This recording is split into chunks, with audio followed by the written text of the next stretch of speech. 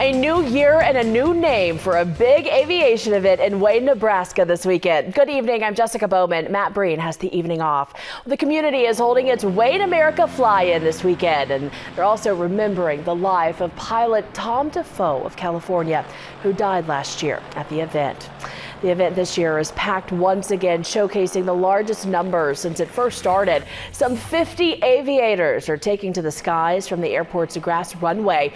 Because of its central location and amenities, Wayne, Nebraska is now a hot spot for this sport. Yeah, so this actually is the largest STOL event ever for National STOL Series. We crushed their record, was set their first inaugural event in Texas, and year number 3, and we beat it here in Wayne, Nebraska.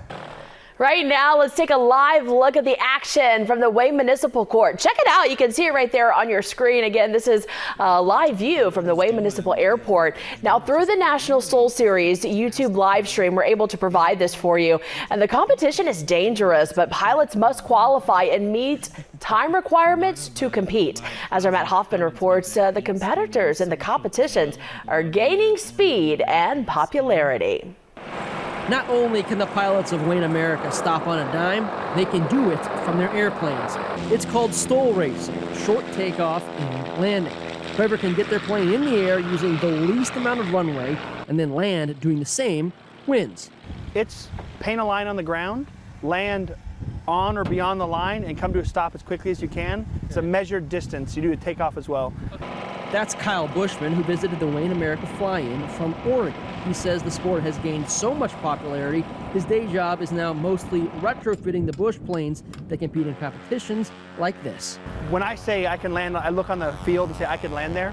In an emergency, I can land there, right? But we also land there for fun. If your feet are firmly planted on the ground, but you'd like to get into aviation, everyone we spoke with today said coming to Wayne America would be a great chance to get yourself acquainted with the skies.